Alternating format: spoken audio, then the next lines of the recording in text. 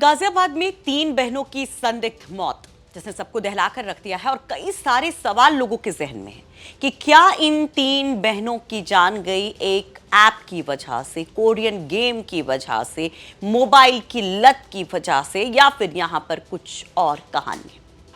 इन सब के बीच में कई सारे जो एंगल से वो जुड़ते दिखाई देते हैं। एक तरफ परिवार की आर्थिक स्थिति, दूसरी तरफ पिता की शादियां, परिवार के सिचुएशन, इंटरनल डिस्प्यूट्स को लेकर तमाम चर्चाएं और उस फैमिली का सोसाइटी से कट करके रहना।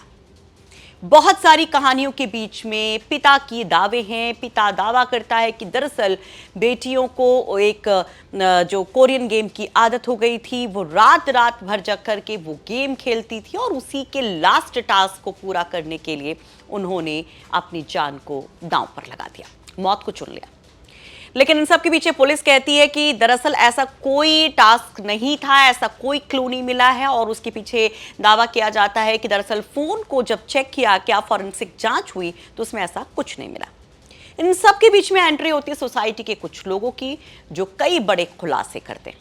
तो इस पूरी फैमिली की कहानी क्या है, किस वजह से ये फैमिली इस तरह से चर्चा में है और वो कौन कौन से एंगल हैं, वो कौन कौन सी इस फैमिली से जुड़ी बातें हैं जो खूब चर्चा में है, आज हम बात करेंगे इसी पर। नमस्कार, आप देख रहे हैं चर्चा में और आपके साथ मैं हूं सुषमा। जब हम फैमिली की बात करते हैं तो ग्राउंड पर हमारे सहयोगी जब गौरव पहुंचे थे और उस फैमिली से उन्होंने कॉन्टैक्ट करने की कोशिश की तो बहुत सारी बातें निकल के आई। कुछ शाब्दिक थी यानी वर्बल थी, बोली गई कैमरे पर, कुछ ऑफ द रिकॉर्ड बोली गई और कुछ वहां पर बॉडी लैंग्वेज के जरिए समझी गई।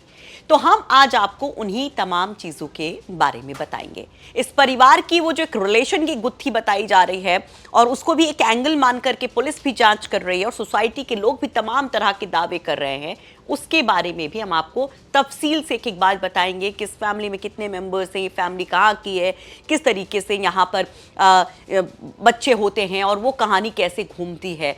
और इन बेटियों को लेकर के जो एक सवाल उठ रहा है कि क्या पिता अपनी बेटियों पे ध्यान नहीं देता था, सोशल मीडिया पर तमाम तरह के क्वेश्चन हो रहे हैं पेरेंटिंग को लेकर भी, तो उस पर भी हम जरूर बात करेंगे। तो सबसे पहले आपको पिता का ये एक बयान छोटा सा आप सुनिए कि किस तरीके से पिता भड़कते हैं अपनी पर्सनल लाइफ को लेकर जब सवाल पूछे जाते हैं और किस तरह के सोसाइटी के लोग इस फैमिली को लेकर बड़ा दावा करते हैं। रात 12 बजे से 4-4 बजे तक फोन चलाते थे। पुलिस जो कह रही है आपके ऊपर 2 करोड़ का कर्ज है और भी बहुत सारी बातें कि आपने 2 शादियां की हैं। खैर ये आपका निजी जीवन है, इस बारे में क्या कुछ कहेंगे? इस बारे में मैं कुछ नहीं कहना चाहता जी। और बाकी के कर्ज वगैरह देखो दुनिया बता, लेकिन 2 करोड़ वगैरह का कुछ नहीं है कर्ज वर्ज, ठीक है। बाकी कर्जा वगैरह 10-20 लाख का सबको होता है जी, ठीक है। आप अभी आपके पास कितने का कर्ज है? आप बात किस चीज की करने आए हो? आप जिम्मेदार किसको मानते हैं? बच्चियों की मौत का जिम्मेदार किसको मानते हैं? क्या आप पिता होने के नाते ये मानते हैं? मैं जिम्मेदार मानता हूँ। कर्ज की अगर जिम्मेदारी होती तो मुझे मैं मरता ना, मैं ठीक है ना, बच्चे के जाते। तो वो कुछ दिन पहले इनका एक मतलब आया था मेरे पास, ये आया था कि मेरी दोनों ही बीवियां गायब हो गई थी। मतलब घर पे नहीं मिल रही है। तो दैट टाइम में भी हमने ठीक है जो भी आपको चाहिए बताइए। तो फिर उनको ये भी उस समय भी सपोर्ट किया था। तो दरअसल ये जो फैमिली है वो दिल्ली के खजूरी की रहने वाली है। बेसिक इनका जो घर है पैतृक वो वहां पर था। गाजियाबाद में ये पिछले कुछ वक्त से रह रहे थे और ये जो सोसाइटी है भारत सिटी सोसाइटी जहां पर ये रह रहे थे, वहां के जो सोसाइटी की जो सेक्रेटरी हैं उनकी माने तो करीब 1.5 साल से ये फैमिली यहाँ पर रह रही थी। जब इस फैमिली की हम बात करते हैं और इस फैमिली के मुखिया की बात करते हैं, इन तीनों बेटियों के पिता चेतन की बात करते हैं, तो वो ट्रेड के बिजनेस से जुड़े थे यानी मार्केट से जुड़े थे और उनकी 2 पत्नियां थी। तो 2 पत्नियों वाली कहानी हम जरूर बताएंगे कि कैसे एक पहली शादी होती है और फिर किस तरह से पहली ही पत्नी की बहन से दूसरी शादी होती है। लेकिन उसके पहले जानिए कि इस फैमिली में कितने लोग थे। इस फैमिली में हमारे सहयोगी गौरव जब वहां पर बात करते हुए पता चलता है कि 2 पत्नियां तो रहती ही थी चेतन की, उसके साथ साथ उनकी एक साली भी वहां पर रहती थी। हालांकि उनका आना जाना रहता था लेकिन मैक्सिमम टाइम वो इस घर पे रहती थी। इसके साथ साथ यहाँ पर 3 बेटियां और 2 बेटे थे, जिसमें एक बच्चा ऑटिस्टिक बताया जाता है, यानी कि वो मानसिक तौर पर थोड़ा सा विक्षिप्त था। अब जो 3 बेटियां जिनकी मौत हुई है उसमें पहली पत्नी से 1 बेटी और दूसरी पत्नी से 2 बेटियां, इन तीनों की ही जान गई। जब वहां पर डेड बॉडी पड़ी होती है, जब ये पूरी घटना होती है मंगलवार की देर रात को, तो जो सोसाइटी के लोग पहुंचते हैं तो वहां पर बड़ी बात वो देखते हैं, बड़ा दावा करते हैं। कहते हैं कि दरअसल एक बेटी के पास उसकी माँ खड़ी रो रही होती है और कह रही होती है कि मार डाला, मार डाला। हमारे आते ही मैंने देखा था बहुत सारी भीड़ लगी हुई थी। जो अब चलेंगे तो ब्लाइंड स्पॉट पे, आप यदि आप चलेंगे तो वहाँ 3 बॉडी गिरी हुई थी, जो B1, B2, B3 लगी हुई है। तो सबसे छोटी बच्ची के पास एक औरत तो रो रही थी कोरियन, बट दूसरा जो ये है कि दूसरे बच्चे के पास जो माँ रो रही थी ना, वो शायद उसने बोल रही थी बार बार मार डाला, मार डाला, मार डाला करके, और भगवान को भी कोस रही थी। लेकिन इन सब के बीच में जैसे हमने बताया कि फैमिली ये थी, लेकिन शादी की जो बात कही जा रही थी, दरअसल एक पहले जो शादी हुई थी चेतन की, कहा गया कि शादी के काफ़ी वक्त तक उनके बच्चे नहीं हुए, तो उनकी पहली पत्नी ने कहा कि आप दूसरी शादी कर लीजिए। तो परिवार को आगे बढ़ाने के लिए, वंश को आगे बढ़ाने के लिए चेतन की दूसरी शादी होती है। और ये तमाम जो वहाँ के लोग हैं, उनके जरिए जो जानकारी मिल रही है वो हम आप तक पहुँचा रहे हैं। और रिश्ते में जो बहन थी उन्हीं से शादी करवा दी जाती है कि ताकि यहाँ पर सुलह से रह सके, आराम से फैमिली रह सके। लेकिन कहते ना कि कुदरत को तो कुछ और मंजूर था। यहाँ दूसरी शादी के बाद जब वो दूसरी पत्नी प्रेग्नेंट होती, तभी खबर मिलती है कि पहली पत्नी वो भी प्रेग्नेंट है, वो भी खुशखबरी दे रही है। तो उनसे 2 बच्चे होते हैं बाद में, और इनसे 3 बच्चे होते हैं। लेकिन जो वहाँ पर सवाल उठ रहा है कि क्या इन दोनों पत्नियों की वजह से यहाँ पर कोई डिस्प्यूट था, क्या कोई कलह थी, वो एक बहुत बड़ा सवाल था। और जब इस पर हमने बात की सोसाइटी के कुछ लोगों से जो वहाँ पे आसपास रहते हैं, तो उन्होंने एक बड़ा खुलासा किया। खुलासा ये किया कि एक समय ऐसा आया था जब ये दोनों ही पत्नियां चेतन की घर छोड़कर चली गई थी। और ये बात वहाँ की जो सोसाइटी के सेक्रेटरी हैं उन्होंने बताई, और उन्होंने बाकायदा ये भी दावा किया कि तब उस वक्त चेतन ने उनसे संपर्क साधा था अपनी पत्नियों को खोजने के लिए। बाद में हालांकि जब उन्होंने पुलिस वगैरह सबसे बात की तो तब तक उनकी पत्नियां आ गई थी।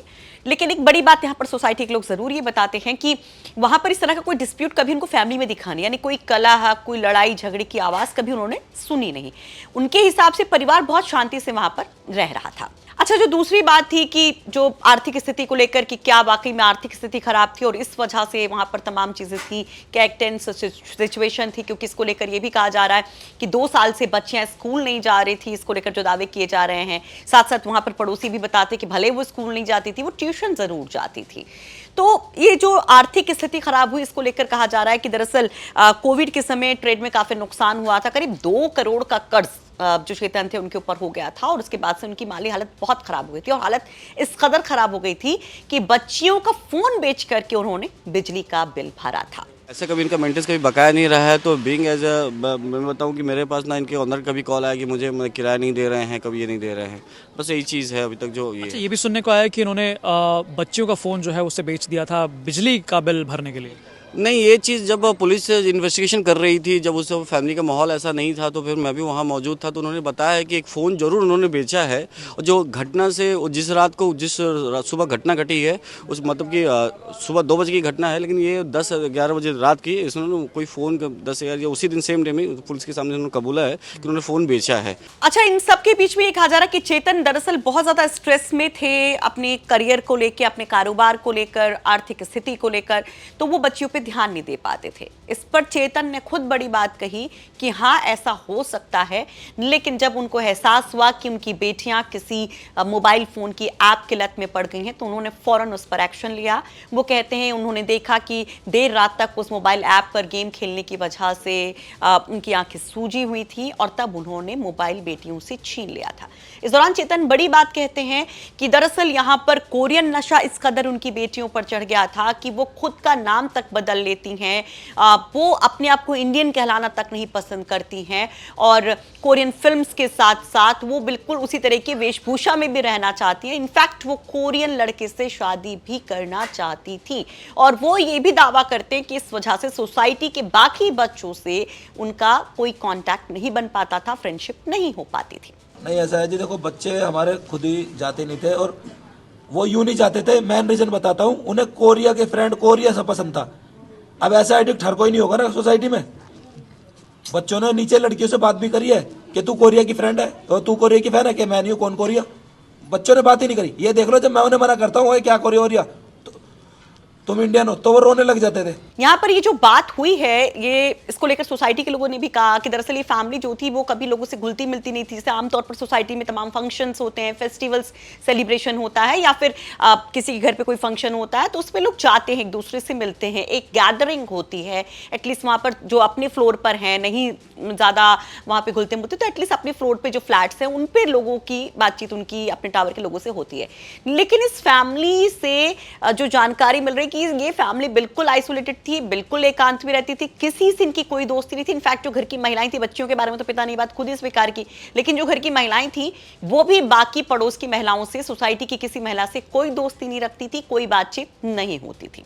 लेकिन एक रोचक बात जो यहाँ पर खुद सोसाइटी के लोगों ने बताई है कि भले ही माली हालत खराब हो, भले ही ये आइसोलेट होकर रहते हो, लेकिन इनकी वजह से कभी किसी को कोई दिक्कत नहीं हुई। यहाँ तक कि टाइम पर किराया देते थे, शांति से वहां पर रहते थे, और कभी किसी को कोई भनक तक नहीं थी कि इतनी बड़ी घटना यहाँ पर हो जाएगी। तो तमाम सस्पेंस हैं। यहाँ पर सोसाइटी के जो सेक्रेटरी हैं वो सीसीटीवी फुटेज का भी हवाला देते हैं, कई सारी चीजें उनको यहाँ पर संदिग्ध भी नजर आती हैं, और ये कहते हैं वो कि पुलिस जांच में तमाम चीजें स्पष्ट हो पाएंगी। पुलिस भी इस पूरी कहानी की, इस पूरी घटना की जो सबको हिला कर रख देती है, उसके हर एंगल से जांच पड़ताल कर रही है।